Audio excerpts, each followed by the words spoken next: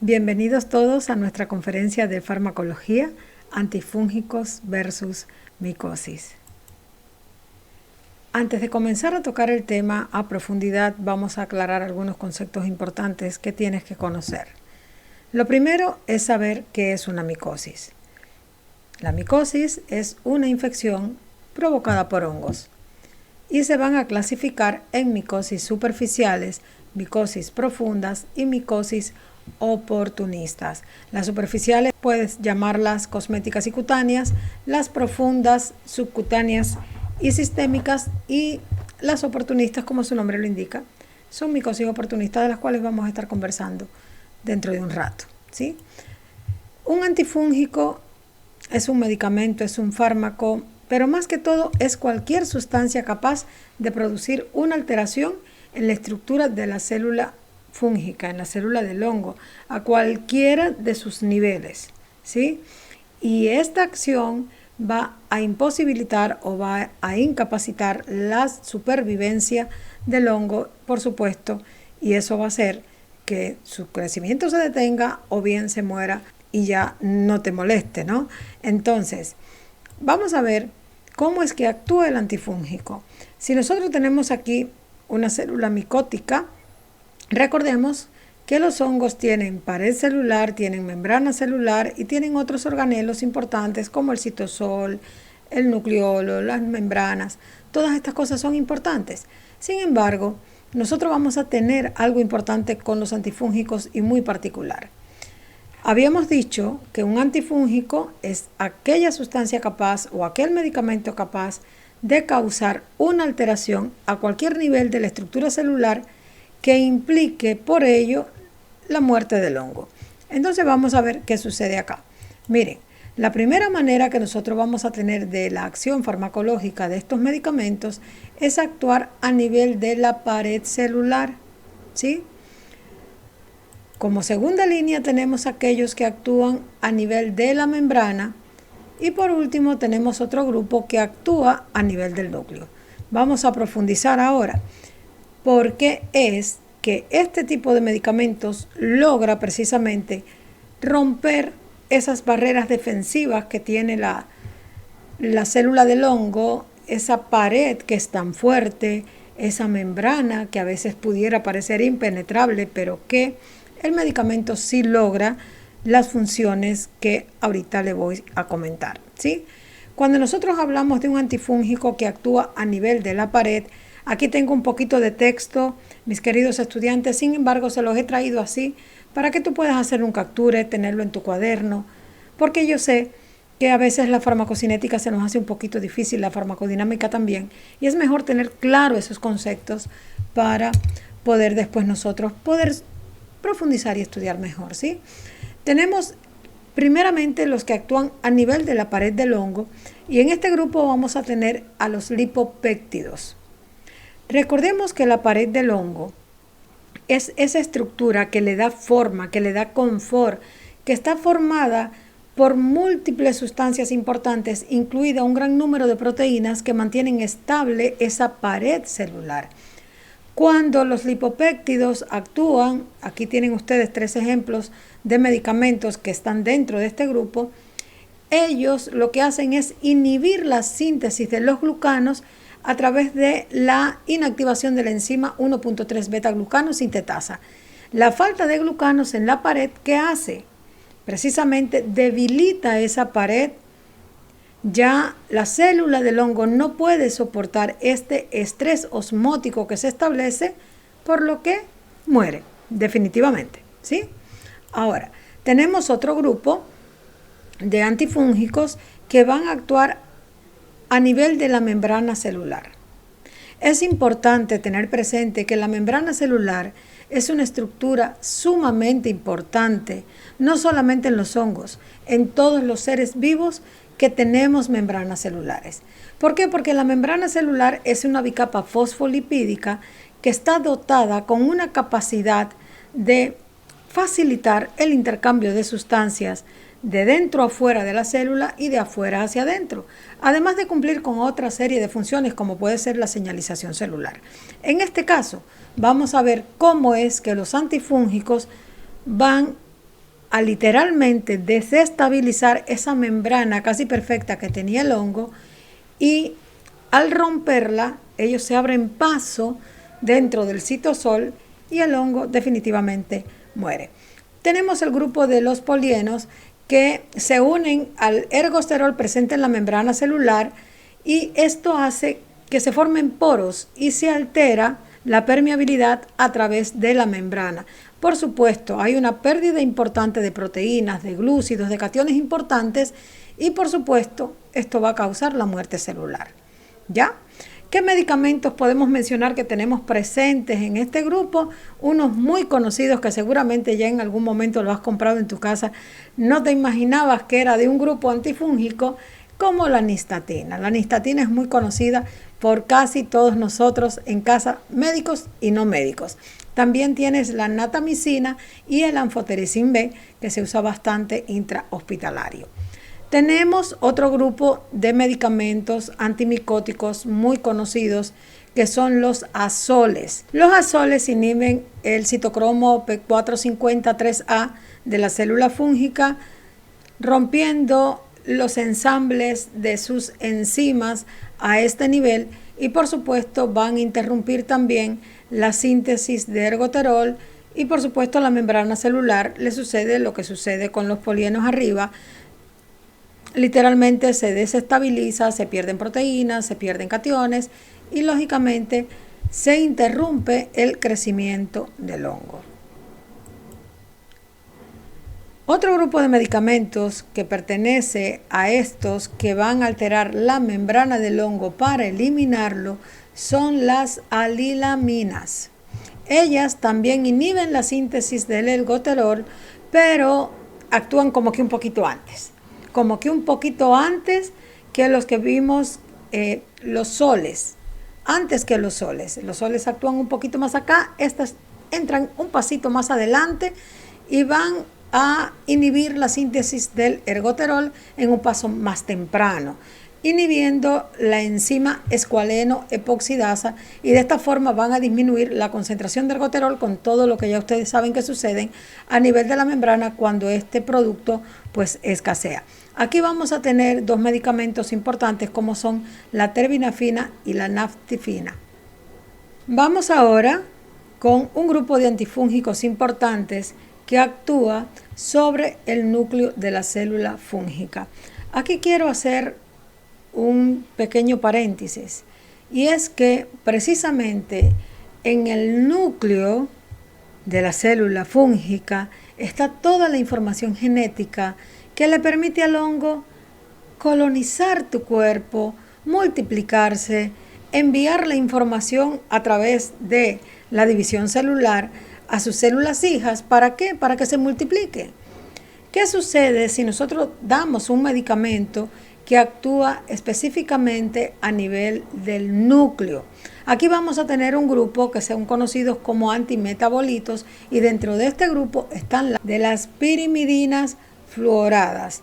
Lo más importante que tienes que recordar de este proceso es que estos medicamentos actúan precisamente inhibiendo la síntesis proteica de la célula, y por supuesto al inhibir esta síntesis proteica el hongo no puede vivir. Recuerden que las proteínas son la parte, si no la más importante, la más importante de los componentes enzimáticos de las células que ayudan en el metabolismo, en la multiplicación, en la obtención de energía dentro de la célula fúngica. Entonces es importante que conozcamos que en este grupo están esos medicamentos antimetabolitos que trabajan directamente sobre el núcleo, dañando por supuesto la posibilidad de que estas proteínas cumplan con su función y que la información genética se transmita a la generación siguiente, ¿sí? Ahora, vamos a ver un resumen en esta tabla de cómo clasificamos a los antifúngicos según estructura química. Vamos a tener los polienos, aquí a la mano derecha vas a tener los medicamentos que digamos que las representan en la práctica médica, como son la nistatina, el anfotericin B. En los azoles están los ya conocidos, imidazoles como el miconazol, el clotrimazol, los triazoles como el fluconazol, el itraconazol y el ketoconazol, y los triazoles de segunda generación como el voroconazol, el rabuconazol y el posaconazol. En las alaninas ya habíamos hablado de la terbinafina y la naftifina. Aquí tenemos también los lipopéptidos, allí tienen ustedes los nombres, las piramidas floradas y otros. Dentro de los otros está el yoduro de potasio, está el tornatato, que también es muy utilizado, sobre todo en las infecciones de tipo pie de atleta, con magníficos resultados, y el glicerofulvin, ¿sí? Ahora, cuando nosotros analizamos estos grupos de medicamentos, siempre es importante para la vida tener presente la farmacocinética. Nunca podemos llegar a una fase de prescripción sin haber dominado previamente los procesos farmacocinéticos de todos los medicamentos. Pero en el caso de hoy, que estamos hablando de los antifúngicos, vamos a conocer cuáles son sus etapas en este proceso metabólico de la farmacocinética: la absorción, la distribución, el metabolismo y la eliminación. Primero, aclarar que los antifúngicos pueden ser administrados por vía oral, por vía tópica y por vía endovenosa. En vía oral tenemos las formas de tabletas, grajeas, cápsulas. En la vía tópica vamos a tener los ungüentos y pomadas, también los sprays en aerosoles, y tenemos también la vía endovenosa. La vía endovenosa yo siempre recomiendo dejarla para esas infecciones sistémicas tan importantes en pacientes inmunodeprimidos y que están hospitalizados. Normalmente en un paciente ambulatorio no utilizamos una vía endovenosa antifúngica, ¿sí? Cuando hablamos de absorción, vamos a tener presente que la absorción, siempre y cuando se ingrese por la vía oral, por supuesto va a ser a nivel del tracto gastrointestinal. Si la administramos por vía endovenosa, su distribución es inmediata en todo el torrente sanguíneo, llegando así a los órganos o tejidos diana donde nosotros queremos que actúe el medicamento, y un poco más allá. Porque a veces caemos en el error de pensar, estoy dando un medicamento específico para esta situación, y olvidamos que la farmacocinética y la farmacodinámica establece, después de todo, una distribución sistémica de metabolitos productos de ese fármaco, que no se van a detener únicamente en el pie de atleta, sino que van a tener repercusión en los diferentes órganos y sistemas. Entonces, el metabolismo de los antifúngicos es hepático. Mis queridos estudiantes, aquí le he puesto entre paréntesis edades y riesgos. Quiero hacer un pequeño paréntesis para recordar la importancia de tener presente las edades a la hora de la prescripción. ¿Por qué? Nosotros sabemos que el hígado es ese órgano polivalente que se encarga de tantas funciones metabólicas importantes, incluida el metabolismo de los fármacos. Sucede que las edades extremas son un hilo muy fino donde nuestros pacientes se nos pueden complicar con mayor facilidad en cuanto a daño o efecto secundario o toxicidad medicamentosa. Les aclaro de manera rápida. Cuando se trata de un bebé pequeño, que generalmente no es común que tengan una infección micótica, al no ser que haya una complicación muy grave a la hora de nacer, normalmente no he visto yo en mi vida profesional muchas complicaciones micóticas en los bebés pequeñitos, ni en niños muy pequeñitos, porque siempre tienen extremos cuidados, mamá, papá. Normalmente no sucede, ¿eh? No es lo cotidiano. Pero de todas maneras, sí quiero aclararles que así de joven es el bebé, de pequeñito, así de inmaduro está su sistema inmunológico, que lo hace permeable a muchas infecciones, y así de inmaduro están sus órganos para metabolizar medicamentos. Por tanto, hay que extremar el cálculo de dosis en edades tempranas, porque la toxicidad por inmadurez hepática y renal puede ser letal para nuestro paciente pediátrico. ¿Sí? Perfecto. Vamos al otro extremo. Vamos a esos abuelitos, a esos ya que han vivido tantos años, que tanto amamos y están en nuestras casas, y que así como los años le han aumentado, también le han aumentado los achaques y que tiene un hígado que no funciona bien porque ha sido un hígado que ha trabajado mucho, unos riñones que ya no filtran bien y que si para colmo de males se le asocia una diabetes o una hipertensión, puede incluso tener un filtrado renal bajo, puede tener entonces un problema en la eliminación del fármaco y generar un proceso nada deseado, que es la acumulación del fármaco con posible toxicidad porque no lo pudiste eliminar de manera efectiva. Mis queridos estudiantes, ¿qué les quiero decir? Extrememos medidas de control de dosis, tanto con edades pediátricas pequeñitas, incluso yo siempre digo todos los niños de 15 para abajo, yo extremo medidas de dosis, y en adultos mayores. Hay maneras de saber cómo puedo establecer una terapia, se le mide aclaramiento de creatinina y una serie de pruebas más que me indican qué tan funcional está ese riñón y qué tan funcional también puede estar ese hígado para soportar una terapia, en este caso, antimicótica, ¿sí? Cuando nosotros vamos a evaluar la parte farmacocinética de la eliminación, vamos a ver que la excreción de los de los antifúngicos por el riñón es un poco lenta, porque así es su farmacocinética, y se sabe que del 2 al 5% se va a eliminar prácticamente en forma biológicamente activa. Miren, sí es importante cuidar el riñón de nuestro paciente y estar claros de que la eliminación se está estableciendo de manera correcta para evitar toxicidad medicamentosa.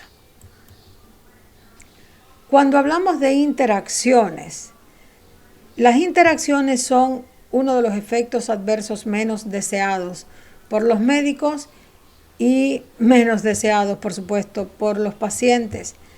Las interacciones pueden ocurrir en cualquier momento del proceso farmacocinético y por eso es muy importante, por eso yo les hablé de farmacocinética, porque no me puedo ir de esta conferencia hablando de antifúngicos, de antihongos, sin decirle que tú puedes tener una interacción en el momento de la absorción del fármaco por cualquier medicamento o complejo que esté compitiendo contra esa absorción gastrointestinal del medicamento, que te va a evitar la adecuada absorción y por supuesto la biodisponibilidad del fármaco no va a ser óptima y no se va a distribuir de manera óptima porque tú la estás bloqueando con otro medicamento o quizás con la presencia de algún alimento. Cuando tenemos interacciones en la distribución, generalmente se debe al desplazamiento de la unión de las proteínas plasmáticas y tisulares, o sea, algo de lo que o bien hemos comido o estamos tomando de otra medicación compite contra esa parte donde el medicamento debe llegar a la célula, a ese receptor que debe llegar, y esto no sucede. Entonces, allí hay que tener mucho cuidado con qué combinamos y qué no combinamos, porque incluso cuando la interacción es antagónica y bueno, y puede que se elimine el efecto de uno y ya no pasa nada, pero hay otras que son muy sinérgicas y que aumentan la toxicidad del fármaco. Entonces hay que tener mucho cuidado con eso.